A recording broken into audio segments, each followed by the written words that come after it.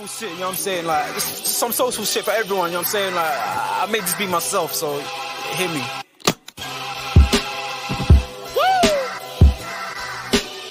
I mean, like, we can pull that clown shit away. This some real shit for you. I'm spazzing right now, so listen, let's go. Yeah.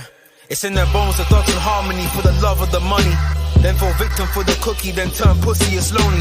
You said you hold it down when life get rough, we're here now, so show me. We move them losses to them wins. Heavy pounds, we make it ends meet. Converse with only few who make me feel like I be 10 feet. Yes, people. Let's turn that off. Yes, people, man. What's going on, man? We're in the building. Man. Liverpool match reaction. Yeah. Today's going to be a funny one, man. Today is going to be a funny match reaction, man.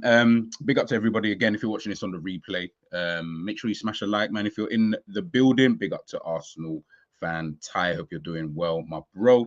Make sure you're smashing the like button, man. Make sure you're smashing the like. Of course, we are on the road to 2K. As I said, once we get to 2K, I will be starting the membership. I got everything already set up for you guys, so make sure you guys do that for me. I'm joined this morning, early doors, by Harris, my bro. How you doing, man? How you doing this morning, my bro? Hold on, I think I got him on mute. Check him out. Yeah, I got you off mute, man. How are you, bro? I'm good. I'm good. Obviously watched the game yesterday. We're gonna chop up in a minute. A bit of a shock, but yeah. No, of course, man. And guys, obviously, as you can see on the screen, head on over to Junior Game Manager, man. Make sure you guys follow him on X, Twitter. I don't care what you call it. Just make sure you head on over there and follow him. Also, as well, as I've said before, guys, join my FPL. Join my Fantasy Premier League. Like I said, the winner will receive a prize come the end of the season. Sorry, guys, I can't do first, second, and third place. I don't know what type of money you think I've got here, but we will do a prize for the winner of my FPL. I'm hoping it's me. So, yeah, but make sure you guys join. It's free anyway, so make sure you just hit the link there. There is the code. It's called Real G's Only. So yeah, make sure you guys head on over there. Big up everybody inside, man. Big up Lee, WizKid. Hope you're doing well. The Doug Out Football channel. Doug, my bro, man. Hope you are doing well, brother.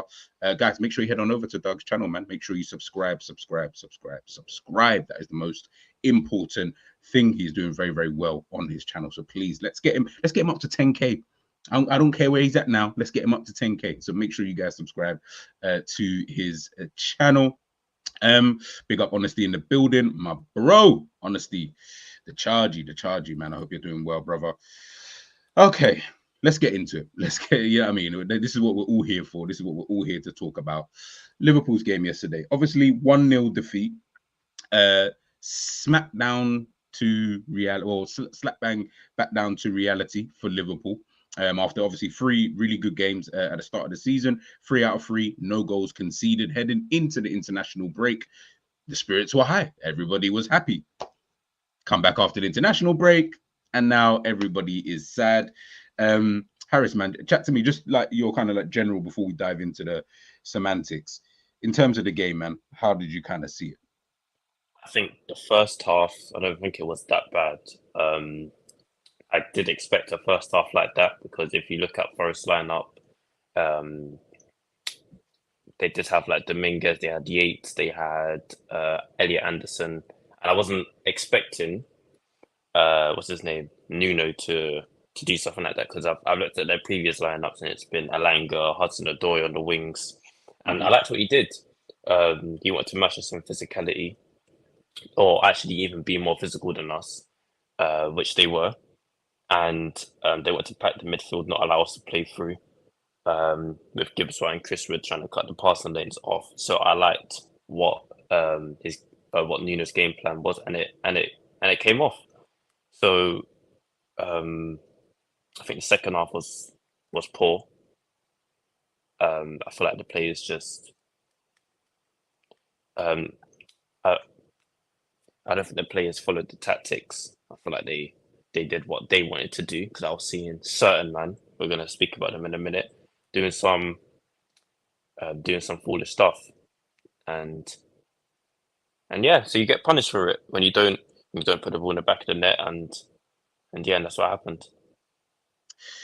Oh, Jesus Christ. The before obviously we get into, like I said, all the semantics and that, I think what I will say is the meltdown was hilarious.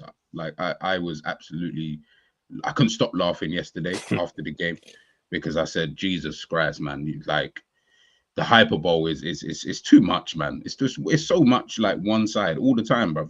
Everyone's always got so much to say, win or lose kind of thing. I'm like, sometimes it's just better to not say anything. Now, and by the way, I'm not saying, by the way, you shouldn't be upset. Shouldn't be. In fact, I'm not even saying that you shouldn't be angry with that defeat yesterday. Of course you should. The reality is, even on the slot, where mentioned it in terms of what he said after the game about, you're facing a team that we're not expecting to be challenging, top 4, top 6, heck, even in the top half, give or take. So to then lose at home to that same team, of course, I expect you to be very frustrated.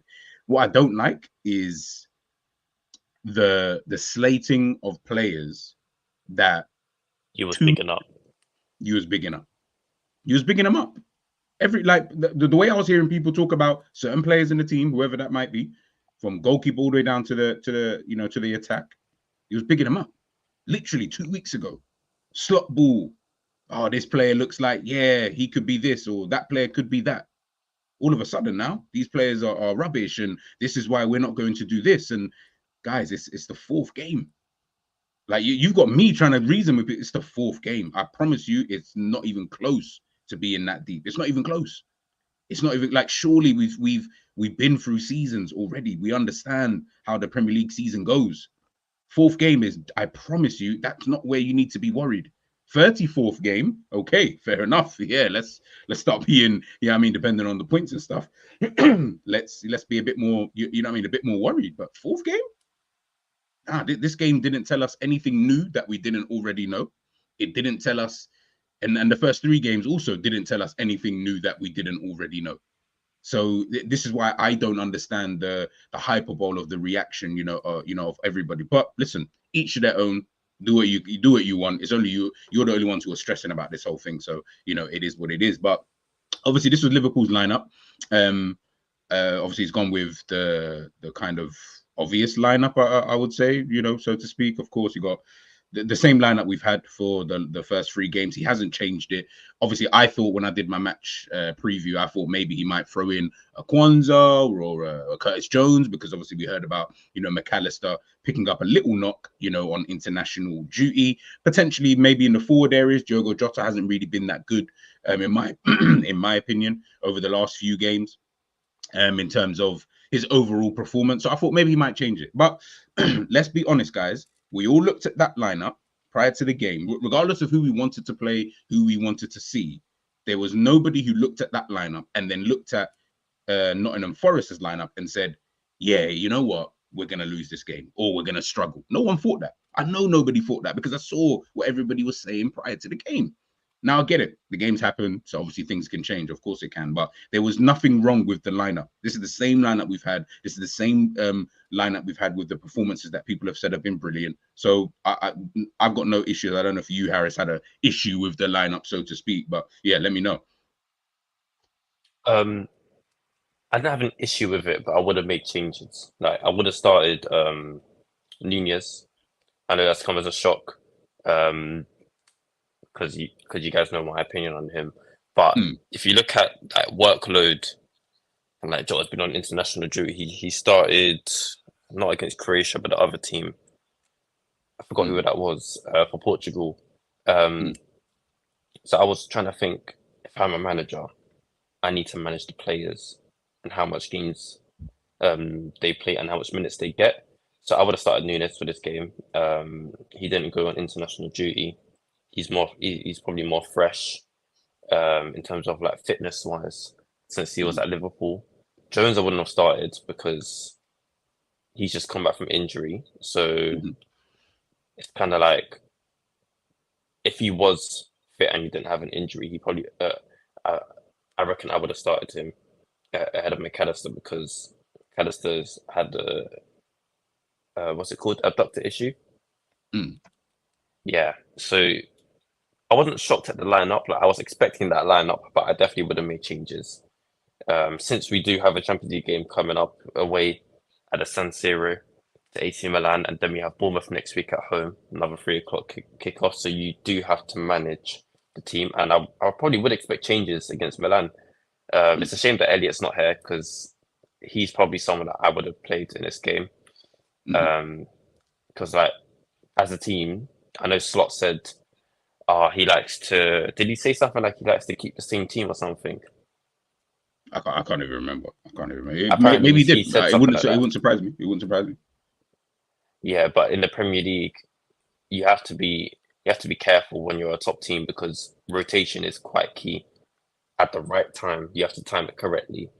We saw it last season with Klopp mismanaged Salah when he came back from injury, where he played him in a full game in that Europa League game, which wasn't needed, and then he had to manage his minutes against United, which is in the FA Cup, which is why he sat on the bench. So, like I said, with timing and managing players is very key because that's an example from last season. No, I agree. Every team rotates. I mean, yesterday, Manchester, I'm just looking at Manchester City's bench yesterday. Yep. These are the players who came on. Ruben Diaz, Rodri, Bernardo Silva, Vardiol, Mateus Nunes, and Phil Foden, Jeremy Doku did not come on the pitch yesterday. That includes a team that had Savio, De Bruyne, Grealish, Haaland, Kovacic, Gundogan, Walker, Stones, Akanji, Rico Lewis at left back, with Edison in goal. Rotation. I think we can. Yeah. Look, listen, 100%. Yeah, I mean, the only difference I would say is, which is hilarious, but again, I still expect a team, and I think Savage said this yesterday on the call-in. If we put out a rotated team, people will still expect us to win. It's just funny that I look at that quality that City had coming off the bench. We don't have that quality. Like we just don't.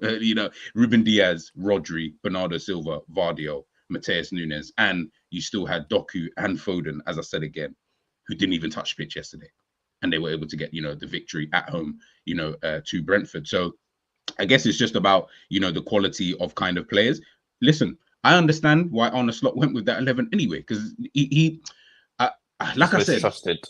Yeah, and he's just come. He's only just come, so it's difficult. Like he's still trying to figure out anyway. In regards to what players does he trust? To do certain things. Maybe in his head it was a case of when we get to a certain amount of minutes and we're like 2-3-0 up, then I can start making the substitutions. You know what I mean? Especially when the game isn't really going our way. But then he also did make substitutions in this game, which we'll talk about, later. Later on. Obviously, when it comes to the stats and stuff like that, I mean, it's nothing that I didn't expect. Again, the only thing I probably didn't expect was the expected goals in terms of it was under 1, which literally tells you you're playing at home and your expected goals is under 1 and you end up losing the game 1-0. Probably say you deserve it. Having all that possession, did nothing with it. Couldn't break the team down, low coming up against a team, who have that kind of low block. This has been a problem for Liverpool for a long time, but I think it's only been a problem for Liverpool because outside of Coutinho, I don't think Liverpool have ever really possessed, like since like Klopp till now, not way back when, but from Klopp till now, we've never possessed. I've not thought anyway. We've possessed that type of player anyway, a player who, in the mold of a Ødegaard, Florian Wirtz, like that kind of mold, we don't really have that. So when you do come up against this type of opposition, in my opinion, games like this will happen because we can do all of the pitter-patter stuff. We can do all of the, passing the ball around, having 70%, possession, having 500 odd passes in the game. Guys, that is great. And at the end of the day, you need the ball to be able to score. Maybe not, so to speak, because look what happened yesterday. If you're not going to do anything with the ball, it's kind of irrelevant. It's really, really irrelevant, and we were just, I felt anyway, I just felt that we were just reverting back to default settings, and that's what annoyed me more than anything. And it probably annoyed Slot. Do you know what I mean? I can only imagine he's probably sitting there thinking, why are you guys moving back to that default setting when things are not going right? Which, by the way, same with the Manchester, because I saw the Manchester City game. I was watching both. Like, things weren't going all their own way in the game. There were times in the game, the way Brentford were playing, it was difficult for them. But they don't resort back to default settings. And I think Enz or Savage, they said it yesterday. You have to trust what the manager is asked you to do. Trust that what he's asked you to do is going to work. Instead of, let's just give the ball to one player, he's going to do something amazing, and then boom, bam, bim, we're just going to do this, that. And like, guys, what are we doing? What are we doing? It just didn't make sense to me. And I think that frustrated me more than anything. And, you spoke there about Nottingham Forest with their lineup.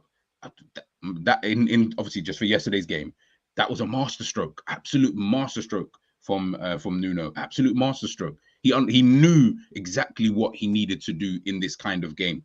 He knew that all they're going to realistically do is soak up the pressure and try and hit us on a counter attack, have a bit of possession here and there in certain areas, not close to their goal because that's silly. Because if Liverpool pinch it, everyone knows what we're about.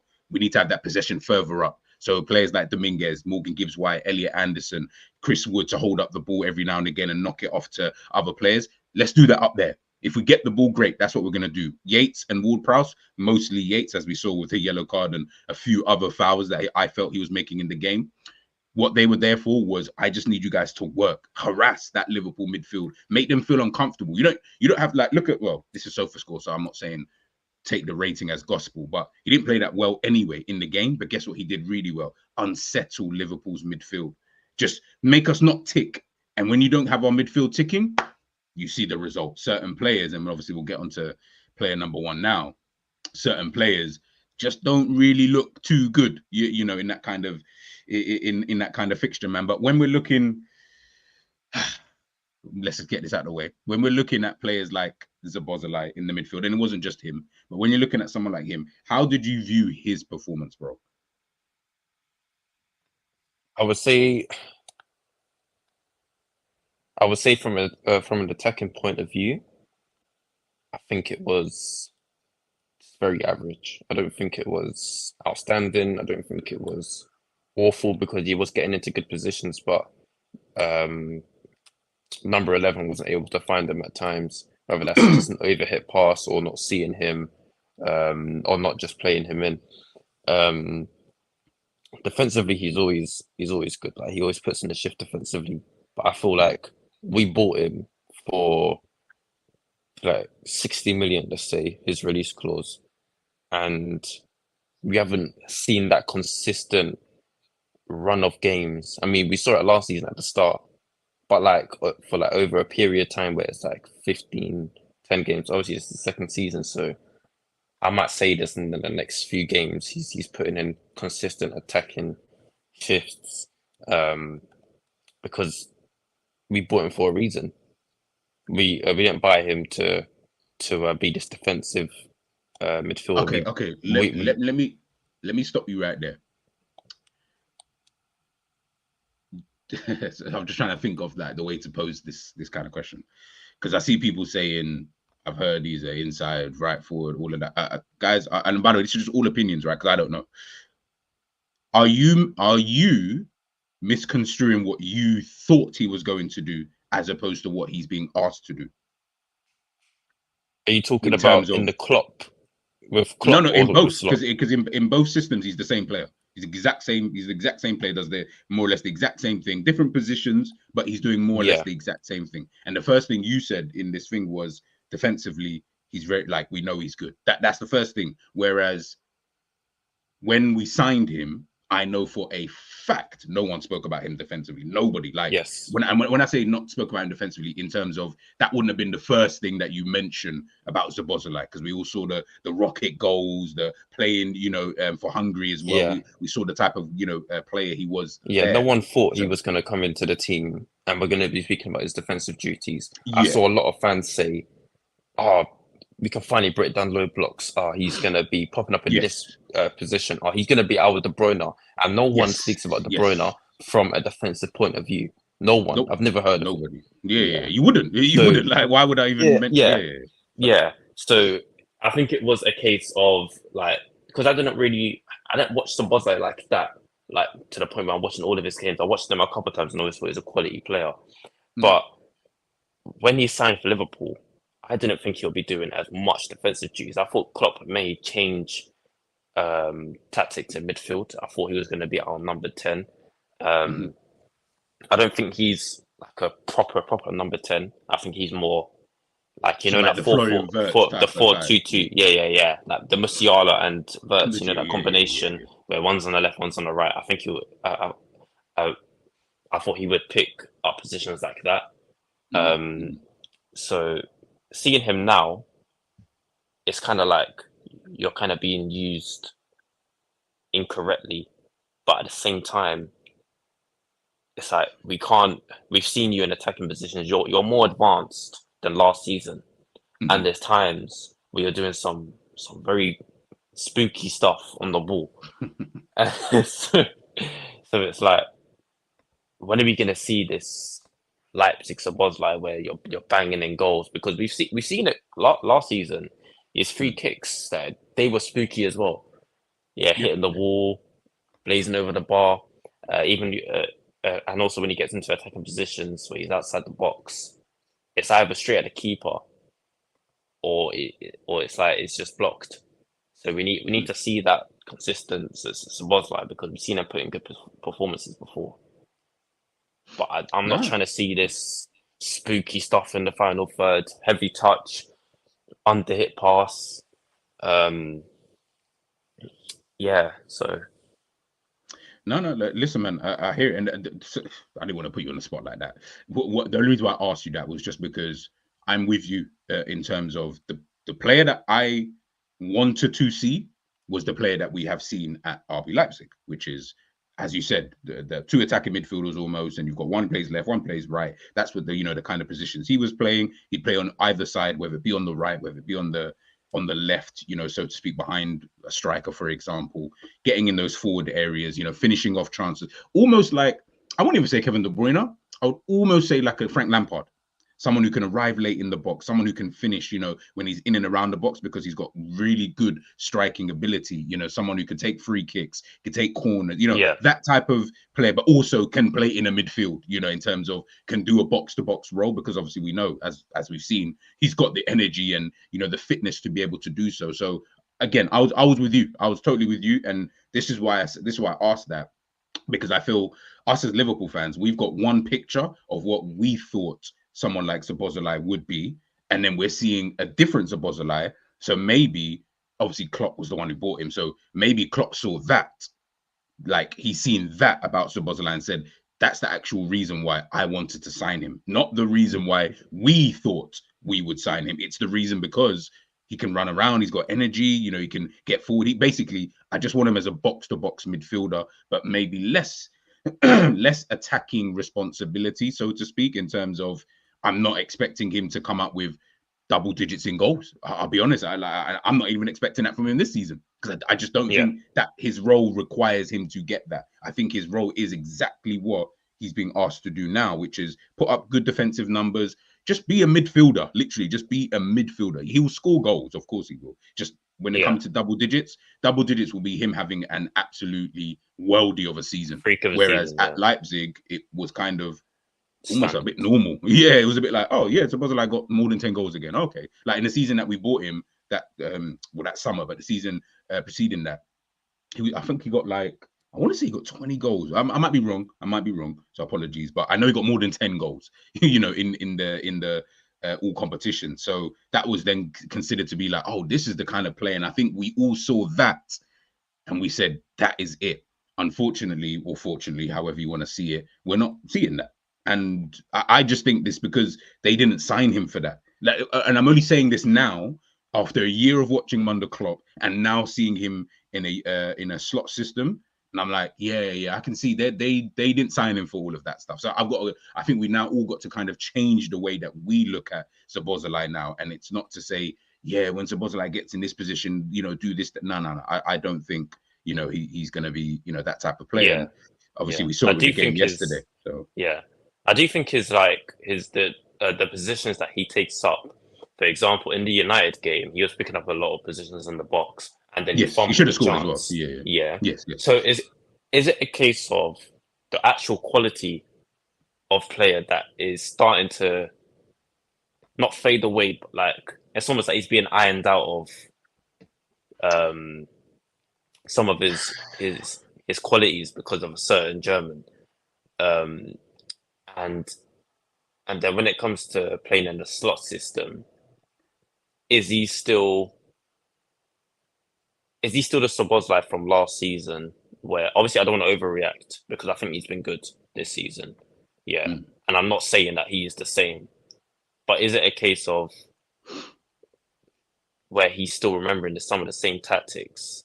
Because seeing Szoboszlai like run about and do all of this, I wasn't expecting it to see it this season. Was you expecting it this season? Like to see like the same Szoboszlai from last season running about? Yes, kind of. Because this is only because of how, like you said there about earlier on about number 10s, right? I don't look at Szoboszlai and think of him as that type of sorry. He's not. Take that back. I don't look at him as the number 10s I like. Let me take that. Yes. He technically was a number 10 at RB Leipzig. So let me choose my words carefully. I don't look at him and think of him like I like the Erdegars, the Florian Wirtz, the Musialas, the silky type of number 10s who can play between the lines, receive a ball in the half turn, pick a pass. When I need you to unlock a defense, I need that.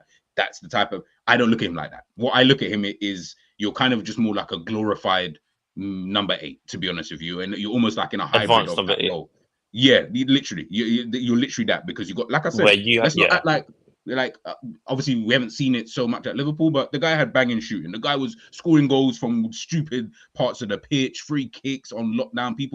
Liverpool accounts were replaying the stupid free kick he scored for Hungary like 10 times last season. We were seeing that same free kick goal that he scored for Hungary. They kept replaying it because they were like, yeah, so I'm not going to act like he doesn't have those things in his locker, because clearly he does. But under slot, I think I even said this at the beginning of the season. I said, so Szoboszlai is a player that I look at and just think, I don't know what your position is. Like, I don't know what what are you? And I think someone even mentioned, I think it was Neil. I think you just said it there earlier on about what is he? And I'm like, yeah, like that was the question I had for Szoboszlai. Now, in reference to yesterday's game, that was the problem for me. It was almost like, what are you doing? Like, what are you are you playing in the 8? Are you playing in the 10? Are you trying to help out in the 6? Are you misplacing passes? Like, are you trying to do something that maybe you don't need to do? Are you not getting there defensively? Like, it was a mixed match of a lot of things, kind of thing. And I think that and again, I just want to keep it specifically to yesterday's game more than anything. When I've looked at him in the first 3 games, I'm just like, you've done a role which is you've almost been the actual defensive midfielder, quote unquote, in the actual team in terms of your duties, i.e. the defensive side of things. Whereas Gravenberch has almost been playing like a number 8, not in terms of his actual position on the pitch, but what his job is in terms of, bringing the ball forward, driving with the ball. Yeah, he's a mixture, receiving the ball, half turn. Yeah, all of that kind of stuff. Like, it's almost like they should swap, but they're not playing in that position on the pitch. Yesterday, though, Szoboszlai, I just felt like it was, you were just doing too much and nothing was working for you. And then that comes out in your performance. But again, I have to give credit, and I don't think a lot of us are doing it. I have to give credit to Nottingham Forest, because the way that they played was the reason as to why we played the way that we did. Yeah, I'm pretty sure if we played another team, like let's say a Brighton or Bournemouth, I feel like the game would be more open, and we would probably be more open to more chances. Yeah, I don't think Brighton. If we play Brighton tomorrow, I don't think if we play Brighton tomorrow, I can't see Fabian Hertzler saying, I'm gonna need who's some of the defensive players. Let's say they swap out Rata for a CDM, and then it's just a midfield 3 of 3 CDMs. Yeah, like what Nuno did. I feel like they're just gonna play their own game, and we will probably win that game because it's more open, and we don't need to necessarily break down Brighton like that. How we need to break down Nottingham, because Brighton don't play a low block. They're more attacking. So it's more of a case of Slot may need to look at some of the players that he has in his team who are good at breaking down low blocks, which I don't think we have really. No, nope. Yeah, I think the closest player that we can say is probably Elliot. Yeah, In terms of breaking down Elliot low and McAllister blocks. will be the two players that I would say is close, but I don't think that they are that. They are great. Yeah. No, the thing is, this is what I'm saying. Like, I don't want to I don't want to misconstrue. You don't have to be great. I just don't think that you're that player, like at all. Like, as in, if I had to think of players in that kind of position, I'm not gonna ever say McAllister or Elliot. But if I had to think of players that we have who are like that, I would then say McAllister, Elliot would be two players that I would look at to potentially do that role. But to say that they are the players, no, not at all. And I've never ever because they've I don't not think ever they been have those kind of guys. I don't think we. You know what? I think it's a case of we don't have the players that have the patience to break down the low block, because we have a lot of players that like to rush play because they've been in that Klopp system where it's like win the ball back, long ball, or play forward quickly. Yeah, Slot is more calm, slower build up. Yeah, and it's like the players that we have now. It's kind of like maybe there's a bit of Klopp there still, which I won't be surprised because he just left the club. And I don't want to keep speaking about Klopp because he's gone, but that might be the case still. Yeah, to pick out a key. This is it. Like that, because I'm just trying to focus on obviously that Nottingham Forest game as to why certain players played obviously the way they did. I don't think you're wrong in what you're saying. I don't think you're wrong. I do think yes, there is an element of that within the team. For example, I don't think though that was the reason for why players played the way they did yesterday. Though I just think that Nottingham Forest's game, like Liverpool's game plan. And Nottingham Forest's game plan was always going to butt heads. And because the way that we play under Slot now, we don't play in a way where, excuse me, man, throat was killing me. We don't play in a way where, how can I put it? We're still quite transition based, i.e. win the ball back and then we can still pop the ball about and, yada, yada, yada. Like even when I think of some of the goals that we have scored, if you think about them, we've won the ball back and then started playing some really, really good, football thereafter, which we have done. I'm not going to take it that way. We have done that thereafter, winning the ball back. When you tell the team, have the ball for 70% of the time, you've had this football, and you need to break down this 5-6 at the back, that's where I'm looking at the team to try and figure out, okay, are we still like, and this is where it goes back to what I said, you just wasn't trusting what the manager was asking you to do. And what you said there about having the patience, yes, that and the element of the team does not have patience. And Slot has spoken about this before, about we keep trying to go forward as quickly as possible when sometimes and Neil Gunner, right, 100%, they just ran out of ideas. And that falls both on the manager and the players. Players on the pitch, but also the manager, because you are there to devise a plan. If your plan has not worked after 50, 60 minutes, especially after the first half, I thought things would change a little bit. Then, yeah, this is where I'm looking at everybody. But obviously, in regards to like Szoboszlai himself, yes, I just think it was just a poor performance from him in terms of just in general, everything that he did. It just wasn't really working, working out for him. Let me go through some of the, like I said, I'm starting all the questions, guys. So I'm going to try and get through them. Which one was one here? Honestly, was asking question. We always come back from international break and we look slow and tired. Yeah, but I think that's the players that play for their country. Yeah, but you see, when we talk about international break, I'll be honest, I don't think that has anything to do with it, because everybody comes back from, like, Nottingham Forest had players on international break too. Do you get what I'm trying to say? Like City, United, City, but Brentford, everyone has players coming from international break. So I don't know. Like I never look at international break and think that was the reason why you played badly. That's the reason. Yeah, so to speak, because if one team can play good and you play badly, what's there? You know what I mean? Like we have to, like, they've also had players, out too. So I don't know. Neil Gunner's asking, don't you think McAllister? Yeah, I think I answered that question about. Nah, I don't think he's that player. I just think that he's as close to be that player.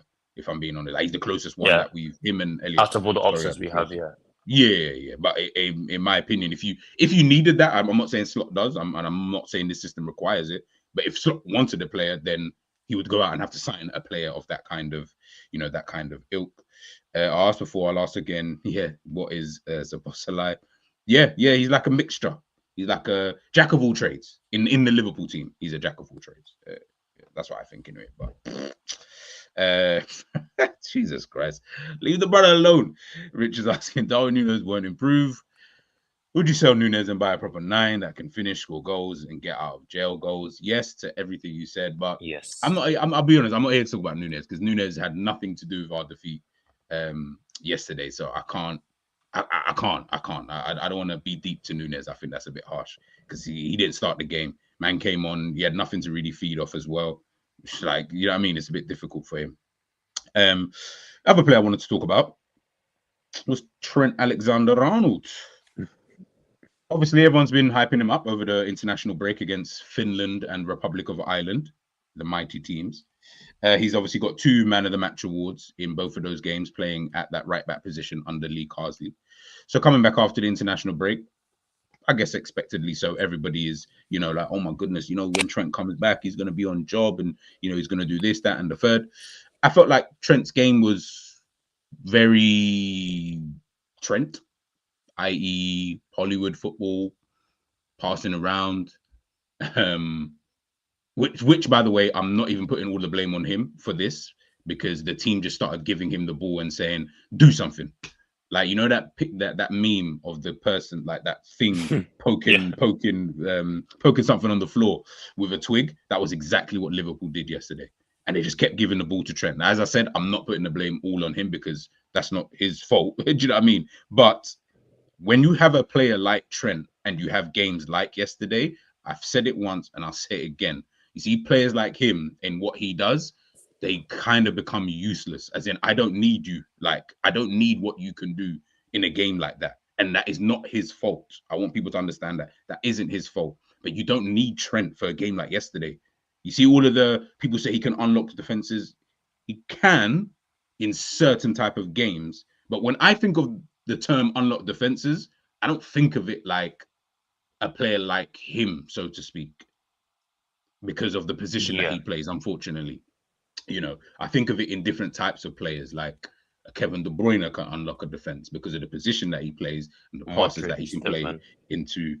Yes, kind of, but I wouldn't put Modric in that type of mold either. Again, I would look at back to the other players that I spoke about. It will be more forward-thinking kind of players. Not to say that Trent cannot do it, because he's done it in certain types of games. When you play against a low block, I promise you, Hollywood football is not going to work here. So there's no point trying to do cross and inshallah and just pray that, yeah, you know what, this is just going to work for us. At some point, one of these crosses are going to be brilliant, because if you take that out of Trent's game, I promise you, he looked dry as hell yesterday, like super dry. And again, I'm not even blaming him. It's not his fault.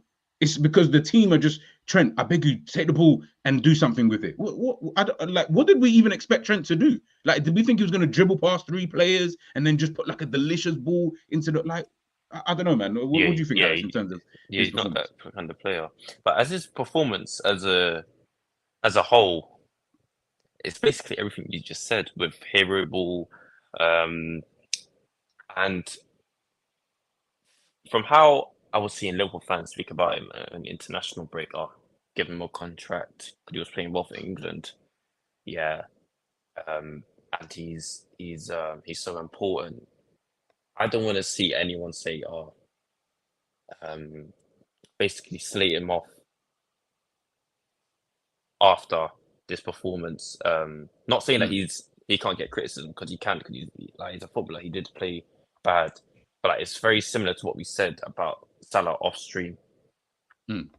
Yeah, like with all the overreactions and everything. Like, it's one game, but I just don't think it was that great. I haven't got much to say about him, really.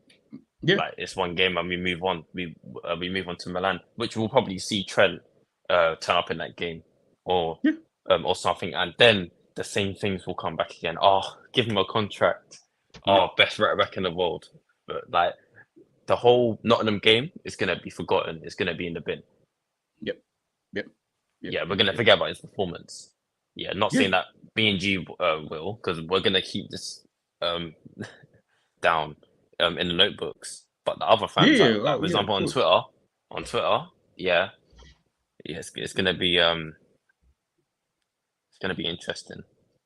Yeah, man, and you said it there. Like, and I'm not, and this is why I needed to just stress to everybody again. I'm not blaming Trent because I actually don't think. I almost feel like the majority of his performance wasn't even his fault, but it's just when you look at that type of player, that's not an unlockable type of in that type of game. In other games, yes, when Trent has got space in, or he can see. Sorry, when Trent can see space, there's him and De Bruyne are the only two players in world football I would like trust with that. Only two players I would trust. Everyone else, I'm like, yeah, maybe they could do it. But in terms of just a genuine trust, spacing behind Trent and Kevin De Bruyne, those are the two players that you want in those positions. You see, when it comes to low block football, though, yeah, I don't need you, Trent. I really don't need you. Like, as in, what you offer me is irrelevant to what's going on right now because the team are sitting so deep and they're just obviously going to hit us. And obviously, of course, when they bring on Alanya and Hudson-Odoi, when they bring on these type of players, yeah, like you don't need to do anything. You like, and that's fine. That's why we have a squad of rotation. That's why you're hopefully and supposedly you're supposed to get in players that do you need players that do different things. Unfortunately, Bradley is just a basic defender. Like he's literally just a basic right back. So he's not okay great in both defensively. ends. He's average. Yeah.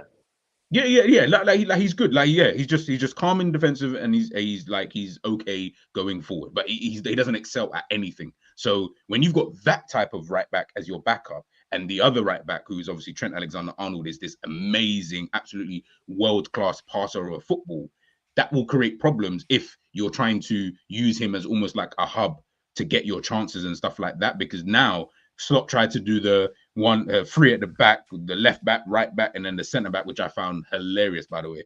And then obviously Gravenberch and Trent in front of them. But I kept saying to myself, just take Trent off the pitch, bro. Like, I don't need Trent to do. Like, Trent is so useless in this position because he can't do anything. He's not good enough to do something else that you need, unfortunately, for this game specifically, not in general, just this game. Take him off the pitch. Just take him off because I don't need you to be able to pass a football at, from one side of the pitch to the other. What is that going to do for us? Nothing. Absolutely nothing. So that was my old kind of issue with Trent. And again, not his fault, but that was my issue with the, later on in the game. But yeah, sorry. You know what? If you look at who did England play second? Was it Iceland or Finland? One of them. Finland. Even in that game, yeah, there was a lot of crosses going into the box, let's say, from Trent. And when it comes to low blocks, I'm pretty sure every low block team has a centre back that is 6'4", 6'5", 6'3". Yeah, and they're all good in the air. Because like Milenkovic, I've always said, I've never said it on stream, but I've always said to like analysts, for example, or just my friends, I've said I think Milenkovic is one of the best centre backs when it comes to aerial duels because that guy is crazy in the air. When you have a centre back like that in the box, and then you got a player like Trent trying to hoof the ball to a man like Diaz that are not even past 6 foot, or Jota that's not even past 5'11", it's just gonna it's a field day for them, for the centre backs, because they're just gonna head it out. So it's almost like a hit and hope, like, oh, can I get a deflection that may turn into an own goal? Can Diaz probably overcommit to try and get to a ball that's probably going out of play? Yeah, so it's more stuff like that when it comes to low blocks, and I've always seen this with Trent. Like he could have 7 crosses in a game, or no, let's say 10 crosses in a game. Yeah, 3 could be as like successful, and there could be one that turns into a goal. Yeah, but his assist rate has been, let's say, it's gone down in recent seasons. So like let's go from the 2021/22 season. That was the last season that I can recall of Trent having a very good standard assist tally for his standards. Recently, it's gone down. I don't know whether it's because there's certain players that can't finish, and or whether that's the positions he's that would definitely play a up. part to it as well. That would definitely because we saw in the inverted role where it was first new to him, he was picking up assists. Like in the Leeds game where we beat them 6-1, he did pick up a few assists. He picked up one for Darwin. I think it was for Jota as well. And then in the Arsenal game, he assisted Bobby in it, where we drew 2-2 at Anfield. So I don't know whether it's a tactic or whether it's just like the quality's kind of dropped off, but his assist quality is dropped off like drastically based on his standards. Nah, I'm just literally. And we're seeing, and we're seeing Trent on the overlap at time. Actually, no. I wouldn't even say on the overlap like that, but he's definitely in positions where I think he could do better. No, it's and obviously to what I was just taking a look at his assist records since that. So 21-22, he got 19 assists that season. The 22-23 season, he got 10. And last season he got 9. So yeah, you're right. It is going down. It is definitely going down. Last year he got 9. Yeah, he got 9. He got 9 still. He was injured, to be fair. He was injured. That must be in all comps or something. Yeah. Everything I said was all comps. In Premier League, you only got 4. You're like 4 in 28 games. So yeah, to take from that what you will, people. But yeah. And like I said, like I'm not here to. We know how good Trent is, guys. Yeah, I mean, and again, in this kind of game, and just in this game, because we didn't see this kind of performance in terms of the opposition from a Brentford, from a Ipswich, from a Manchester United. They didn't sit there in their low block and just chill, and we're happy to do so. And we're, like I said, so smart in terms of not having Alanya and Hudson-Odoi starting the game, because you bring that kind of play, you bring these kind of players on later, because when Liverpool start running out of ideas, and they're getting frustrated, and now they're doing whatever they're doing. Let me bring on these two, because once you bring on these two, and I said it yesterday, I said Alanya's pace is a problem. It is a problem in whatever way you want to look at it. You get what I'm trying to say? It's a perfect combination to say. I would say to go up against the Virgil, because you don't see like, for example, against the Chris Wood, we know Virgil definitely eats up Chris Wood in the in these kind of battles. But against that, the smaller players that can that have that low sense of gravity, pace, I don't think it's a good combination for Virgil. And I did see Alanga beat Virgil in the air. I did see him. Did he make him or something? He did like a flick, and it went round Virgil or something. He definitely flicked it past Virgil, and it went to another player. But I don't know whether that was a mega or anything. But the timing of those subs, I was thinking, he's timed that well, because he's frustrated Liverpool throughout the whole game. He can obviously see that Liverpool aren't creating so many chances. So now it's just to get on Alanga and Hudson-Odoi against tired legs. Not necessarily Bradley, but Bradley, he was getting cooked. Bradley, Bradley was getting shown. Like I said, man, it's Bradley come up against. What did you say on the group chat? Winger. It's like you take man back to Kenneton. Kenneton, and you put man up against this type of winger, old school winger who I'm just playing out wide. I'm gonna beat you all the time. Guess what? I'm gonna talk in your ear. I'm gonna chat shit to you every single time, because I'm gonna beat you every single time. You get? I think there was maybe one time that I think Bradley got back. After that, brother, it was a wrap. Was that like Bradley was? Was that when he? Was that when he went down in the box? Who? Hudson-Odoi, like there was a collision where it might have been. I just remember there was one. I can't remember when it was, but there was a time when Bradley got the ball back. It was early on in their duels anyway, though. Like it wasn't actually, Actually, Yeah, I remember that. It wasn't when he went down Yeah, in the box because there was a time where Hudson-Odoi kicked it past him, and then it was kind of a shout for a penalty or something.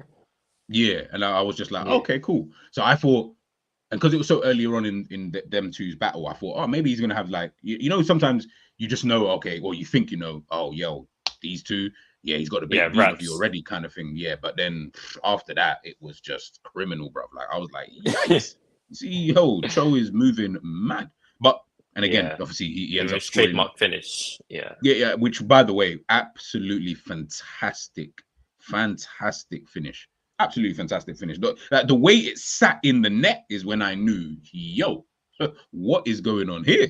Like yeah. I didn't I feel expect like that. he's I a thought it was going wide. Can't lie. yeah. I feel like he's a player that could potentially revive his career, potentially, because He that quality is maybe, still but there.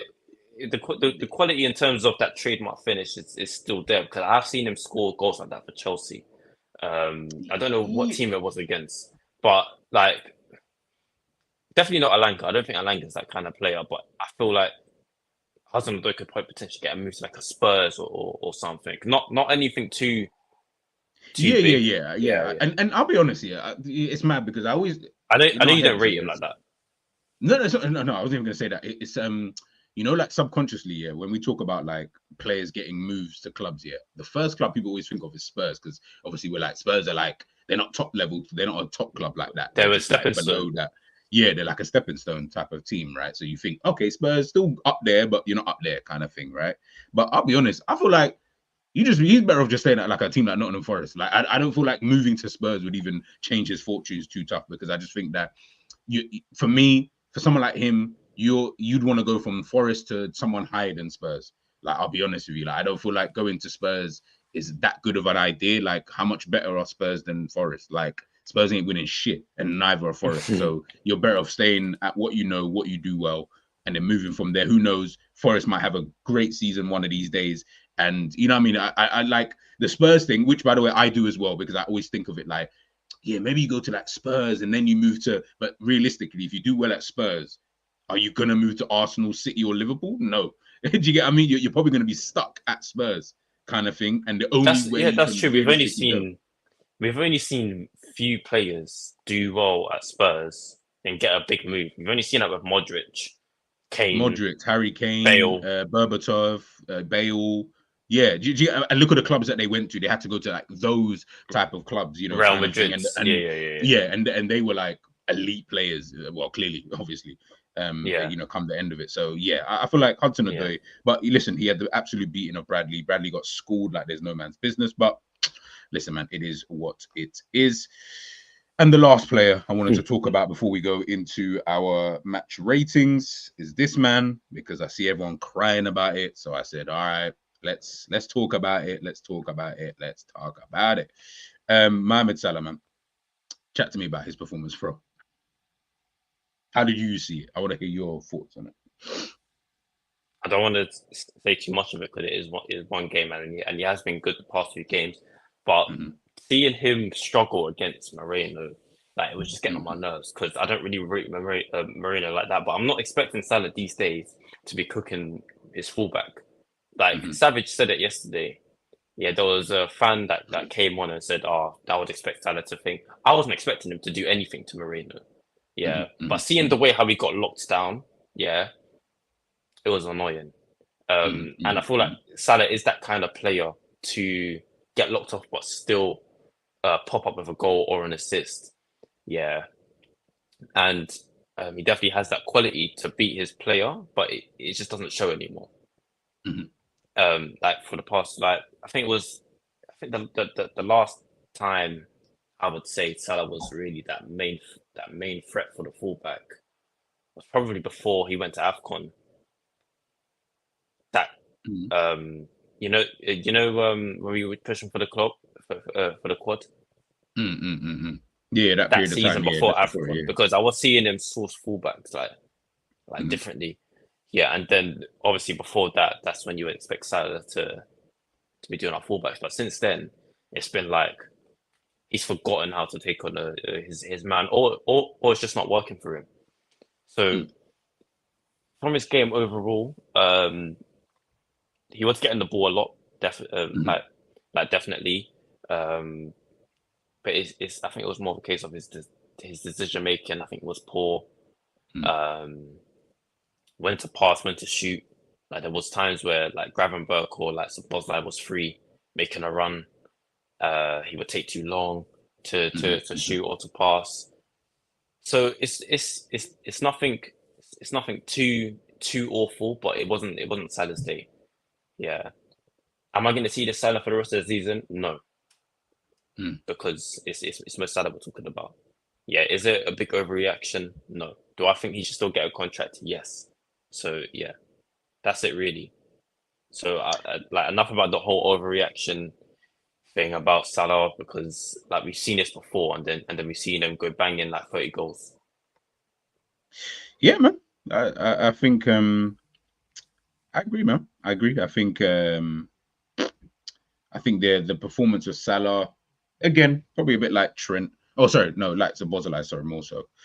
I think it was just mad overreacted. I feel like, well, no. I think the overreaction of what people were saying about his performance, that was what baffled me the most, because I was like, but you ain't never, like, we don't see that. Like, I know people talking about, you said there about taking on his man and stuff, and I was like, but he doesn't, though. Like, and he hasn't done that in hardly any of the games that he's played in this 3 games that have just gone by. So it definitely, like, I know that isn't the reason why people are mad. So I take that. That's not an excuse. I'm not trying to hear that. What we do know is that we've seen it multiple times. Even when Salah was in his super ultra prime, when he comes up against certain fullbacks, and I don't have the answer to this, by the way. I don't even know why. When he comes up against a certain type of fullback, they just lock him up. Like I said, I mentioned Cresswell, because I've seen Cresswell lock him up. Target. What's the Fulham Robinson. I've seen Ake lock him a couple times. Ake's a couple times, but I'm not even like Ake's like the higher end of like really good like fullbacks. I'm talking. Okay, Nori. I've seen like Nori do him. Nori, yes, like that level of player, like not the top level kind of fullback. For some weird reason, I don't know why. Like, guys, I don't know. I apologize for Salah, but I don't know what it is against those type of fullbacks. This guy, for some reason, just gets locked up. So I'm just like, all right, well, it is what it is, isn't it? It is what it is. And yesterday was that prime example. Nico Williams came on in the second half as well. He locked up Salah. Who was the left back? I can't even remember who the left back was that was playing. Moreno. Again, Moreno. Same thing. It was one of those things. And but when go on. Yeah, go on. No, I was just saying when like Harry said there about the decision making, 100% decision making was just all wrong from Salah. It was awful. Taking shots when you don't need to take shots, and from angles you don't need to, pass the ball when we're asking you to pass the ball. Like, you don't there's certain situations I'm like, bro, like, what are you I'm getting vexed myself, because I'm like, what are you doing? Like, this was never a chance for you to shoot. Just pass the ball, and then we can potentially, I'm not saying we're going to score, by the way, guaranteed if you pass the ball, but you've at least done a better job than what you were trying to do, kind of thing, as opposed to trying to shoot and all that. Bro, like, honestly, just like yourself, it was honestly just frustrating me. Like, it was more frustrating me, because I was like, just do the simple stuff. But also as well, I think from the whole team in a general sense, what I was seeing was even some of the, like, Van Dijk's passing and Konate's passing out to Salah, absolutely dog shit. You're playing the pass behind him, so then now he's got to run back, and now he's done all of that. Forest already back up. The momentum's gone. Momentum's already gone, and now we fucked up. I'm like, what are we doing? Like, and that's when I started to know, okay, this might, like, I still thought we'd be able to scummy our way to a victory, but I just thought it's going to be a shit performance. I could feel it, because everything is just not going the way that, would I say it somewhat should be, so to speak. So yeah, honestly, look, Salah's not exempt from anything. I I'll have to take the L, so to speak, on that one, because I thought he was crap in the game. But yeah, we'll go through our player ratings. We'll do that now. You know what? With Salah, I'm expecting him to play against Arsenal and probably Zinchenko or something. It's against those kind of fullbacks, for the bigger clubs. Obviously, I did say Ake,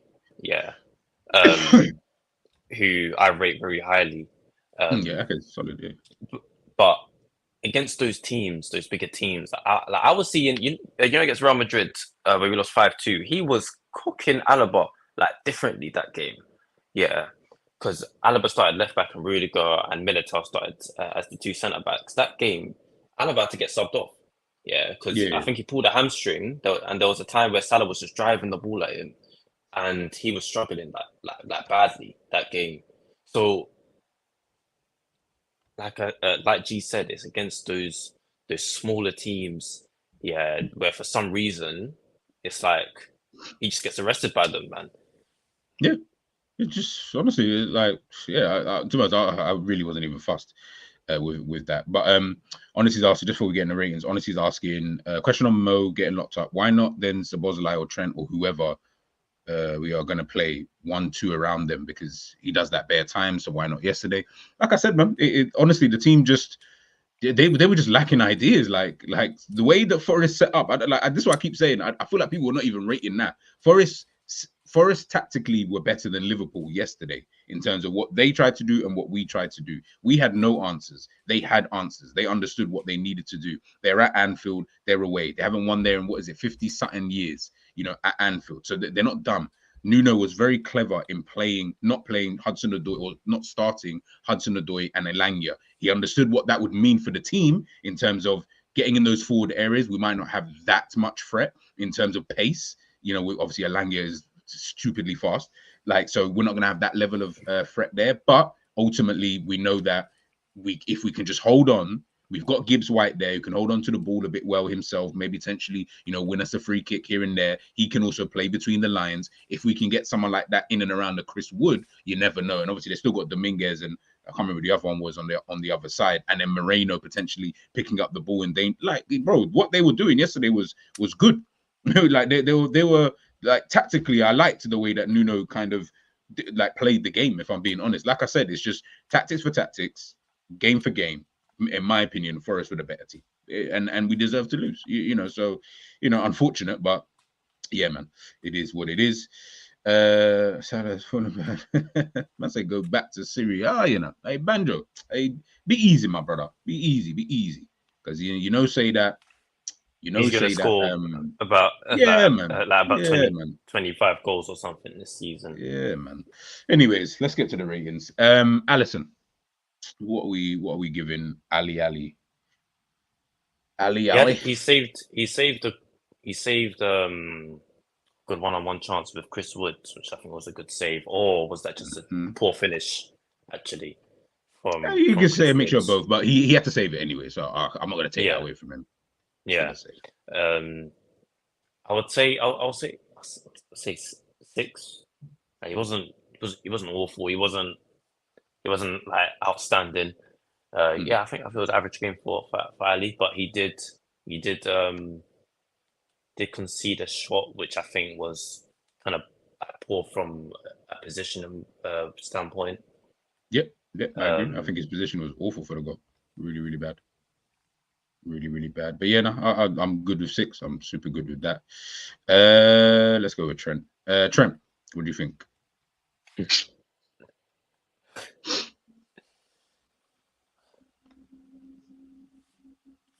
Five. Potentially. If I'm trying to think if was there any good moments from Trent. There wasn't much. Probably like in the first like few minutes where there was a good play down the right side. But Liverpool had one big chance in the whole game. Forest had 2. So I promise you now, Liverpool were not good for what he's going to bring to the team. Yeah. So yeah, I agree with what you're saying. Basically, is what I'm trying to say. Okay, yeah, then probably 5. I'll just give it a 5. Yeah. Good with that. Kanate. I think it was solid. I think it was solid in terms of aerial duels. His one-on-one duels. He was good. He was tidy. Probably give him a 7. 7. I'll give Kanai 6.5. Yeah. Okay, 7.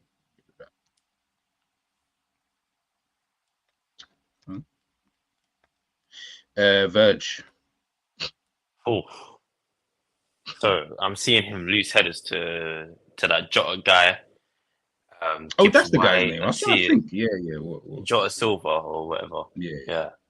Yeah. I'm seeing him lose headers to man like that, and it's like that's just not the Virgil, isn't it? Because that header was actually a very good header from Jota, and then Yeah, it it was. put Alanga through on goal. And I've seen that Yeah. before, like in the Euros. You know that Yilmaz guy. Yeah. He did the Turkish brother, I exact think, same thing to against Turkey. He did the exact same thing to Virgil, where he just got ahead of him and he's flicked it over the top, and there's a chance. So I think from like in terms of like one-on-ones, like ground duels, I think he was good. There was a time where Yates was just running through the middle, and then Virgil just what I stopped will him. say, well, it's funny. You know what? It's funny you mentioned that. Do you class that as a ground jewel? Yes or no? In your opinion, I'm. This ain't a trick question. It's just me asking your opinion. Yes, I would. Okay, cool. They don't It class is that. kind. It is. They don't. Nah. So Do you class in that? his game,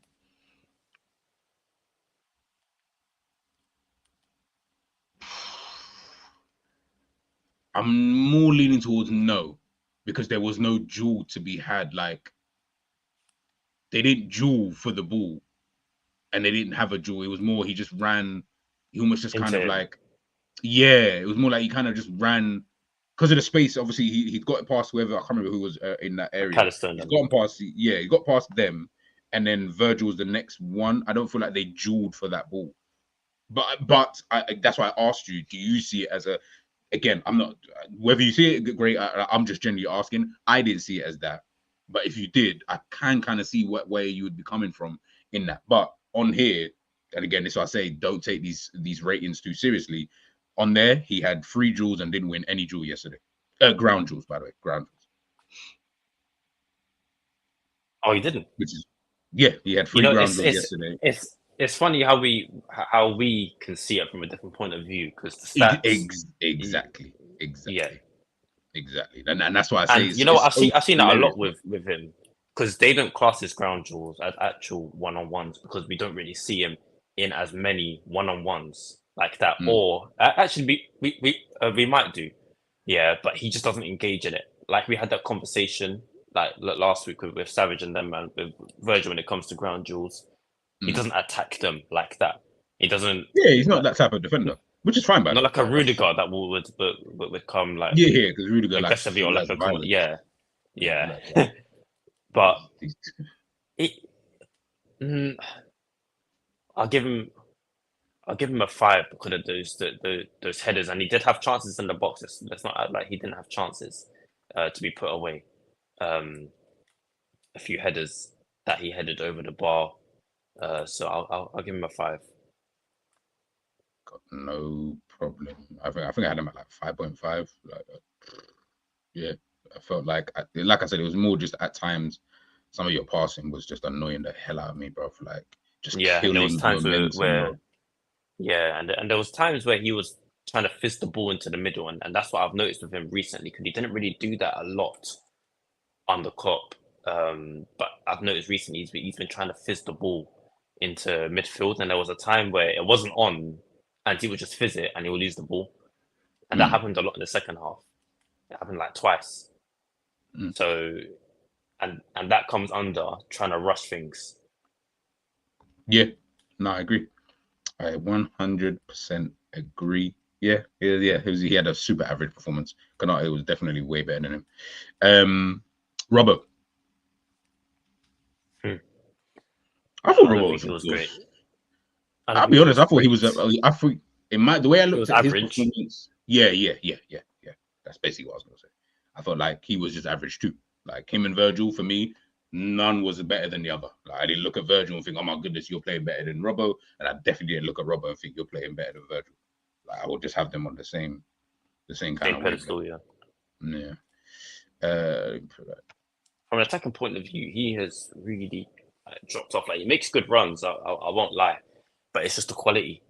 Because there's times where Diaz will be 1-on-1, and Diaz sees him, but he doesn't play him through. There was one where Diaz was 1-on-1 with Aina, Robertson made a good underlapping run, and Diaz didn't play him in. And if you think of if he did play him in, yeah, Robertson like probably puts in like a low cross like first time, but it's probably going to no one. Or it could do, but like I said, with Robertson, the quality has dropped off. Yep. 1 million. Grabbers is you lots, guys. How do we see Standard performance from him, 7. Like 7? defensively, he was fine. He was picking up good positions, but Salah and the Salah, Jota, Diaz, like whoever that is, couldn't find him at times. Yeah, so I think it was a standard performance from him. I feel like we'll see a lot of performances like this from Gravenberch this season. Yeah, because it is like for his quality, it is a standard role. I'm not saying it's too easy for him, but from his point of view, it could be quite easy for him to play because of the skill set he has. So like for example, Gravenberch could end the season with a lot of 7s, 7.5s, nothing too high. Like he may have that one occasional standout game, but yeah, standard performance from him. We move. Yeah. Nothing to even add to that. Like literally, I had him at 6.5. I was like, yeah, he was all right. Like, they didn't do nothing wrong, nothing right. It was just, yeah, exactly what Harris said. I have to 100% agree with that. McAllister. Mac 10. A funny Mac one. 10. Yeah, man, he's a bit 60 minutes. So he only played 6. There was an excellent pass he picked out for Jota. Yep. Yeah, outside the boot, first time. Yeah, on point. Other than that, just getting kicked, getting booted around the pitch. And there was a time where Yates hit I can't even say hit him in the face. Yeah, I can say it was just a tap, but he's made it out like Manson Sparks in the jaw. Yeah. That annoyed. That frustrated me. That yesterday on. Yeah, that pissed me off. I was like, bro. I was like, Alexis, bro, get the hell up. You see, when people do certain things like that, yeah, in game, I'll keep it up. But unless your leg's broken or your face is proper bleeding, I think you get up the pit. Like, I think get up because we ain't winning. It's not like we're winning 5-0 when you've done that. And I'm like, okay, yeah, just waste a bit of time, bro. Like, we ain't winning.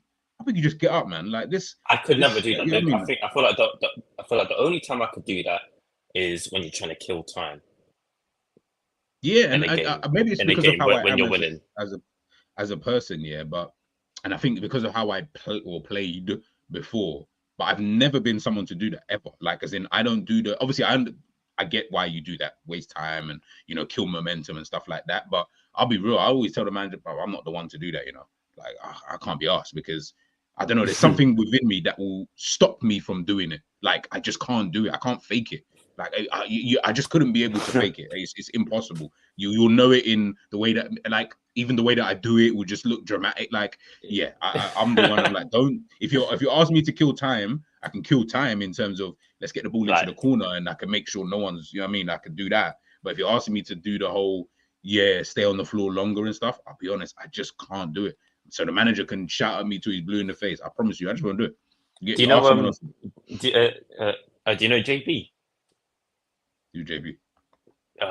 He's on TikTok. Some black guy. He played against Lookman, and and he said something like he got past him the first time. He was playing centre back, and Lookman was playing like left wing. So he got past the fullback, and then he had to come up against JB, and he got past JB. So he said, the next time I'm gonna go fully into a slide tackle, and I'm gonna see if he gets up first. If he gets up first, I'm faking injury, and he did that. and he got subbed off. Yeah, and he came off injured, but he actually wasn't injured. Yeah, and like I said, I fully understand why people do it. Like, the thing is, I couldn't do that. No, but that's what I'm saying. It's just one of those things, man. But yeah, that was what annoyed me about his performance. I would have given him like a 5.5, probably the highest I'll go. Yeah, McAllister. I thought it was just super average. His standout was that chance he created for Jota, which does bump it up to a 5.5. Yeah, 100. Yeah. What would you give Salah?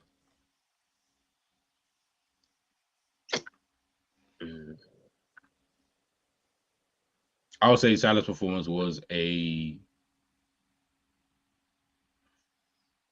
I'll give him a 4. I would have said 3, 4. Like in that, I'll give 3.5, just to split it right down the middle. Because I thought it was crap, like super crap. Like you actually didn't offer me nothing. Zobo. Shaboshalai. Are we gonna rate him for the work he's been asked and done, such as running about? Or Well, we're you gonna rate rate him rate him however you want to rate him. You rate him, bro. If you want to put that, like if that bumps up your score, then cool. I'll try and see if I can meet mine in the middle. Nah, sorry, honestly, I actually don't. I don't. Sorry, what did you say? Sorry. I think it was just average 5. Yeah, I'm good with that. Good with that. Diaz, bro, I forgot about Diaz. Diaz like a 5. I don't know, man. I forgot. I feel like he was. I feel like he was better than Salah. He was. Yeah. Yes. He was. Yeah. Of course. Do you think he got locked off as well? Yeah. I said this yesterday. I said Anya and Moreno, bro, they did solid yesterday. They did a job on our wingers, 100%. 100%, man. Defensively, they were. I saw 1-on-1, like just 1-on-1 between Aina and Diaz, but Diaz did try to get past. But I feel like this with Diaz, when like he gets tackled the first time, I've seen this many times with him. He doesn't try to take him on as much as he as he does. I don't know whether that's a confidence thing or like I said, sometimes you just know in your head, like as a player, you just know, more specifically as a winger, right? I used to always think to myself, the first duel that you have will say a lot. I'm not saying that that's not how it's going to continue, but it will say a lot. Based on how they get the ball off of you. Yeah, exactly. How they get the ball off you. Because sometimes you might think, okay, no, I'll just do it differently this time. Then you try again in a different way. It doesn't work again. When it doesn't work again, I promise you start to go a little bit in your shell. And guess what? The fullback will know as well. Because remember, you're dueling against them. So they also know. I'm a defender myself, and I have played fullback a lot. Like, and it's more of a case, my coach may say, Harris, first duel, key. Yeah, and then I win the first duel, and it's more of a case of actually no. I remember a game last season. I played left back. I started left back, and this winger, he said to me, "Oh, do you think you're faster than me?" And I said, "Yeah, we'll find out. And then the first duel, I remember I put in a slide challenge, and it went out for a corner. The second duel, I just took the ball from him, and then he got hooked. He got hooked. So the first duel is always key because it's got man rattled to the point where he's saying, "Oh, do you think you're faster than me?" And I'm thinking, bro, why you ask me that question? Like, just play the game and find out. And then I remember it was a counter attack, and I pulled him back. And then he did a little kick out, and I was thinking, this guy's rattled. You know, when you've got someone rattled that they're getting locked off, they're starting to kick it, to kick out in frustration at you. So listen, man. I think Diaz had one of those games, bro. And what you're saying is correct, bro. Like that first duel, if you have it and don't win it, you just pray that there was circumstances as to why you didn't win it, so that the next duel you win it and you're like, okay, cool, this is the way forward and blah blah blah. But when you don't win that first one, and I think you're 100% right with Diaz. Sometimes I think he does go in his shell if he doesn't have the beating of his fullback, at times, especially when he hasn't got too much space to work with as well. I do think at times that's when he's a little bit like eesh, because he wants a bit of space in behind so that he knows that I've got a lot to work with, i.e. whether it's kick it and run, whether it's dribble, and I've got more space to, jink and all of that stuff. When he doesn't have that much space, it's then more about again, patience from the whole. And this is everyone, by the way. It's more about he's not patience. He's definitely not a patience player. Like we've seen in the Madrid final. He get locked off by Carvajal, and I feel like if it was more of an open game, would it be a different game? Because that game wasn't as open in the first half because we had more of the ball. and Diaz didn't definitely have the best of games against Carvajal. So I feel like with those type of fullbacks where it's where they're onto you, where they're aggressive, yeah, it might be a long day for Diaz because I've seen him get locked off by someone like Dallo, who is very aggressive. Dallo's kind of good as well. I like Dallo. Yeah. So Diaz, he did have that chance. Hit the post. He was actually quite unlucky. Could he have squared it? Maybe, but he took the chance and he hit the post. On another day, that probably goes in the back of the net. So yeah, I think I'll give him a 6 for that chance. 4.5, 6. We'll go 5.5. We'll go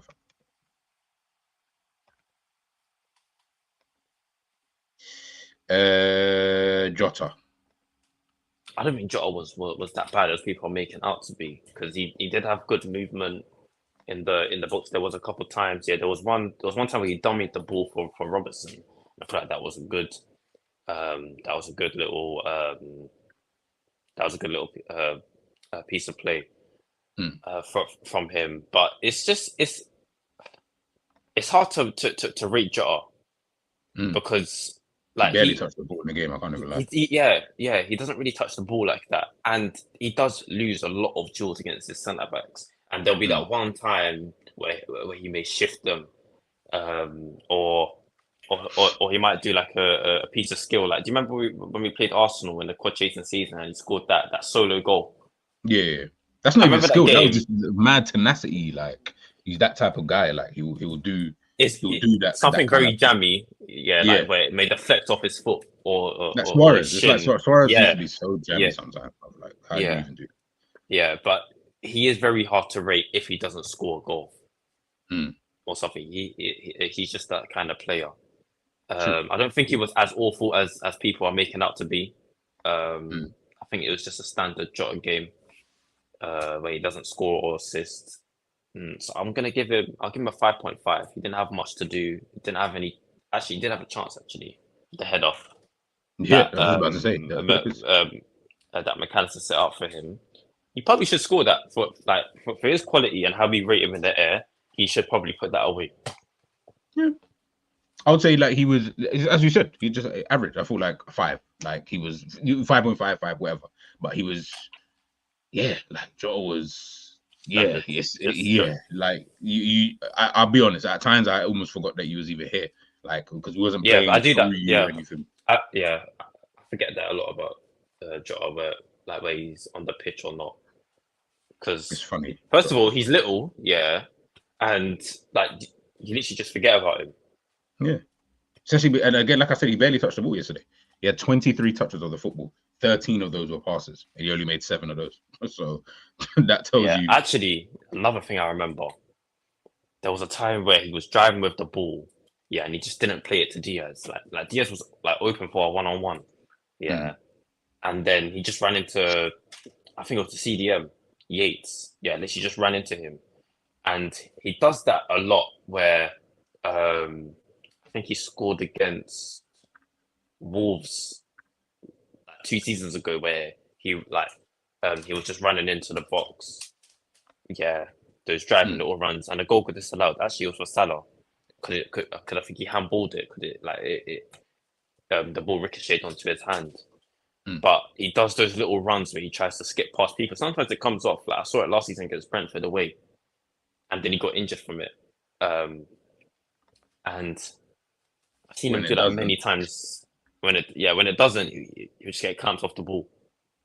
And that could then potentially lead the opposition to then, I'm saying, move closer in on our goal, man. But look, I mean, you guys can see the ratings. There's only 2 players that we could probably say performed well in the game, so to speak, and that was Konate and Gravenberch. The rest, it was a shit performance. Honestly, asking. Question: is it me or Ali? Looked spooky for the goal, and Bradley let Adoy cut in too easily. 100%. Yeah, I've seen man blame Konate. Do you blame him for that goal or anything? Blame him for the goal? Nah. Like, something he could have closed him down or something. bro. You see, but this is what I'm saying about like the way people look at things. That goal for me was a fantastic goal. If you the only person you could blame is literally Allison. That is it. He's the only one you're blaming for the goal. I'm sorry. Allison positioning was crap. Prior to that, Bradley, bro, you're like bro, I could tell Bradley was just shook. You just shook of Odoi. From the moment that Odoi like was just starting to, bully man, it just became a game of like, you don't want to get too close because he could So beat you. Like yes, the guy was we've all doing. been. I've been in that situation before where I thought Yeah, like a the thing winger's is, maybe that's calm, but it's like, boy, that like I'll keep it a buck. This is the reason why we like Slot put you on the pitch because players like Odoya on the pitch, so we need someone like that, in that area. Where's Gomez? Was Gomez even on the bench? I can't remember if Gomez was even You on know the bench. what? I'd probably rather Gomez against But this is what I'm saying. Odoi. This is the point: is that in that kind of situation, and obviously this is what I wanted to get onto now before we head out. Michael Cullion saying here, Slot should have made 3-4 changes after international break. Lots of them weren't sharp. In the game, in terms of his in-game substitutions, that's where I was a bit like annoyed with Slot because I was like, bro, the changes that you're making, bro, like they don't even make sense. Like the whole going to that back three thing, and it wasn't even a proper back three. It was just like, as I said, left back, center back, right back, kind of like thing. I was like, that's dumb because the reality of that is because you've taken off what's the boy's name? Robertson, and you put on Simicas. You see Simicas versus Alanya. That's a long day. And it's a very, very long day, bro. Like in fact, it's a long day for Robertson, let alone for Alanya. But it's let alone for Simicas. But it's a long day, bro. But you've left it in a situation where that's now going to become a back. Okay, cool. Yeah, exactly. And if he then stays back, Bradley, like I said, for me, the whole shape after when he did all of that, that's why I was like, yeah, you've just gone wrong here. Like, and there was a point, I can't remember what minute it was. I should have taken a picture, but there was a point late, where obviously after Forest had scored, where we were trying to like move, like pass, and was trying to find space or whatever. But the play was all in the middle. Like it was just so congested in the middle. And I was like, yeah, because you've literally set the team up in a way that you're not trying to use the wings. We wasn't even really passing out to the way. Yeah, we're trying to do a couple 1-2s here and there, but again, everything was so geared towards playing it into the middle. We just played into Forest's hands. And again, like I said, I looked at the substitutions and I was like, well, I mean, I've said it, but I guess everyone else has looked at it differently. When you look at the quality of players that we have, Connor Bradley, Darwin Núñez, Cody Gakpo, Simicas, and Jones, I'm not looking at that. Against Forest, yes, maybe, but the way that Forest were playing in the game, I don't look at any of those players and think, that's the guy. Or look at this substitution. Look what we can do. We played our full strength team. Yeah. We literally played our full strength team. The team that we kept the most clean sheets with, the team that we scored more than one goal with. Like, it's not even like we're winning 1-0, we're winning 2-0, 3-0. 2-0, 3-0. Yeah. So when I looked at it again, like I said, and it goes back and big up ends, because he said this before, people kept saying about the depth. Forget the depth of Liverpool. That's irrelevant. It's the quality in depth. That's what Liverpool have lacked. I'm looking at City, like you said earlier, Ruben Diaz coming off the bench. Yeah. Yeah, they're but the thing is, Rodri, yeah. I agree. When you compare it, it's a long day anyway. But I'm just talking about it. Just if I just look at it in isolation in terms of just Liverpool, right? When you look at it on the face of it, Prava, it doesn't look like you know what I mean, like that quality. And by the way, the players who didn't come on were Kelleher, Gomez, Kwanzaa, and Endo. So again, I ask everybody, where was that realistically? Like, you know, when you look at a bench, you're like, rah, these men got which is the way that people have portrayed the squad to me in terms of, look at our bench, it's amazing, it's fantastic, oh my goodness. And I was like, okay, fairs. And I remember me, Savage and Ends, we did the whole, right, who's going to make bench, and we've got too many players and stuff like that. But like I say 100 million times, it's not about how many players you've got. I don't care. I'd rather have a bench where we couldn't even fill up the numbers. But if I still looked at the bench and said, Jesus Christ, but we've left out this guy for this guy, eesh, that's a madness. And we're still cooking on the pitch. Yeah, that's crazy.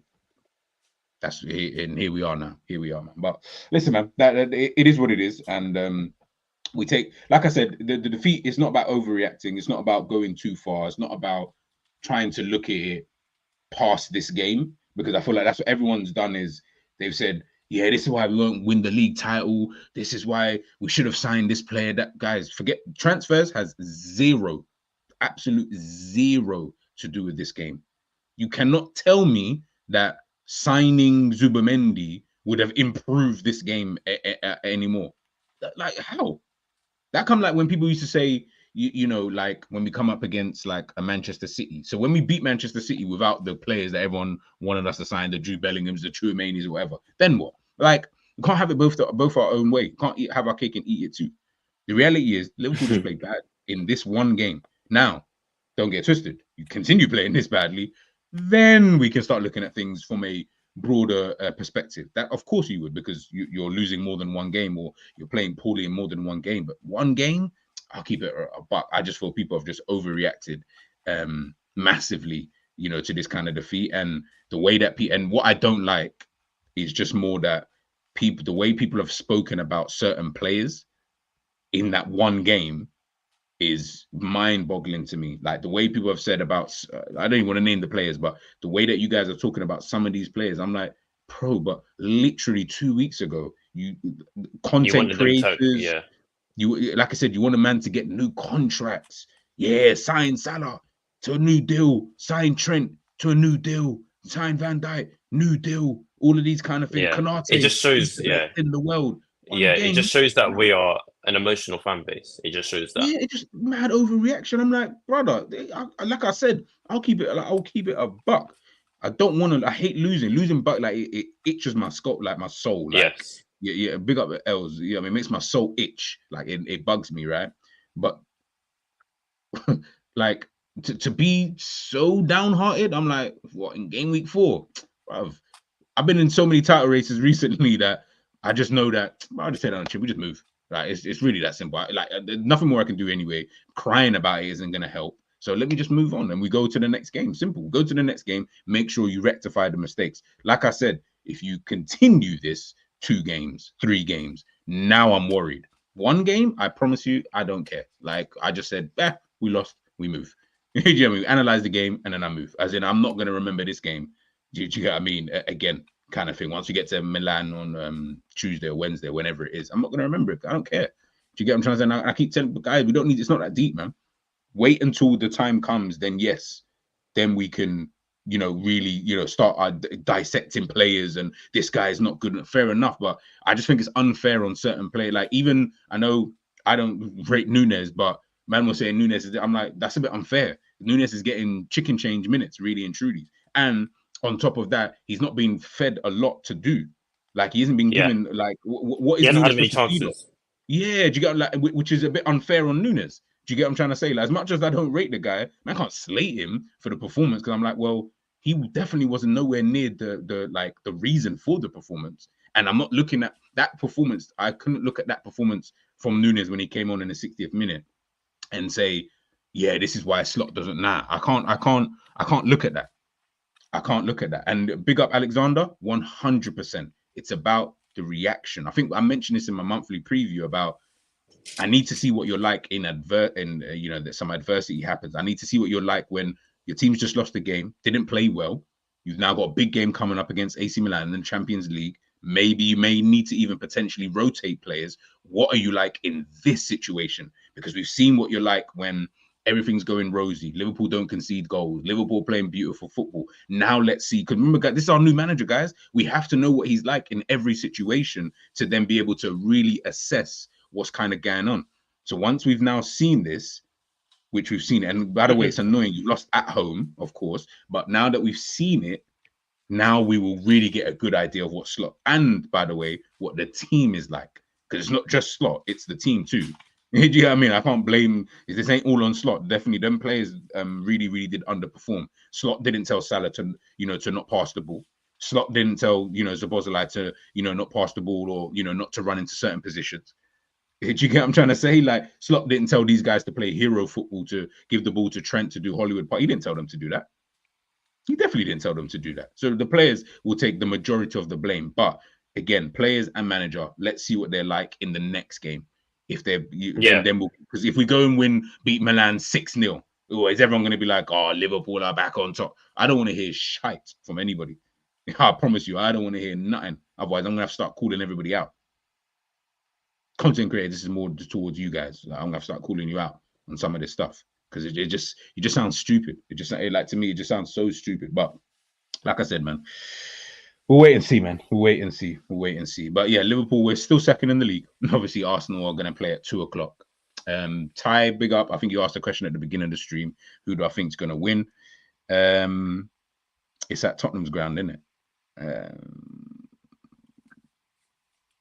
I don't know why they keep putting that fixture at 2:00.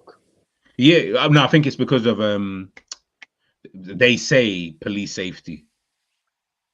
Oh, they say like safety because obviously, which makes okay, you know, fair enough. It's because it's on a Sunday. Trains and stuff like that. Obviously, not all trains obviously are running normal times in it and stuff like that in terms of all public transport in general. So Sunday times. So they also have to think about the train stations, London Underground, and what have you. If the game starts at 4, it will finish like 6ish or just after 6, which then creates kind of a issue for TFL at that period of time. Yeah. Whereas if the game kicks off at 2 and finishes at 4 or whatever it is, people still got time to still travel wherever it is they need to go, and it's not, you know, difficult to kind of get around. And also dealing, I guess Metropolitan Police don't really want to be dealing with drunks and stuff like that, you know, late into the evening. So if you can get it done early afternoon, I guess it's just, you know what I mean, it's just one of them kind of things. But yeah, man. I'll read out the last few things and then guys will head out, man. I will have a video dropping tomorrow. Tomorrow. I'll do it today and we'll get out for tomorrow, just in regards to obviously Liverpool's Champions League campaign starting. So I'm going to be taking a look at the 7 other teams, I think, in our group, or the other teams that we've got to face. So I'm going to talk about that as well, what I expect from Liverpool. And then, we'll take it from there. I might do it as a live. I might, if I can. Yeah, I might do it. I might do it as live. I'll see how I feel by tomorrow. Christian, this club will never progress with this type of ownership. I hear it. Alexander thinks Arsenal will win. Second or third. Ask me, winning is everything. Yeah, I hear it, but sometimes you're just not good enough. They don't want people getting pissed too much. Stop people drinking too much before the game. Yep. Well, then again, we all know. I know guys who the game kicks off at 12:30 and man is drinking at 10 a.m. Carnival, I think I was drinking at 11 a.m. So that tells you everything. English cultures getting drunk, pissed, and fight. Yeah, I hear it. But yeah, man, guys, big up Harris, by the way. Much love and respect for joining me this morning / early afternoon. Let me see if I can find it. Yeah, guys, head on over to Junior Game Manager. You'll find Harris there. So make sure you head on over to his Twitter account and please follow. As I said, man, I will be back. Big up everybody. Big up Banjo. Big up Alex. Big up Angel, Hollywood Rock, Honesty, Richard, Christian. Who else was in here? Hasheen. Big up all of you, man. The pride of Merseyside. Big up Callum. Man. Big up all of you, man. Honestly, man. Much love and respect. And as I said, guys, we are on the route to 2K. Once we get there, like I said, we will do the membership. If you want to support the channel, of course, you can become a member, but we'll talk about that, you know, once we kind of get there. I'll catch you guys on the other side. Peace.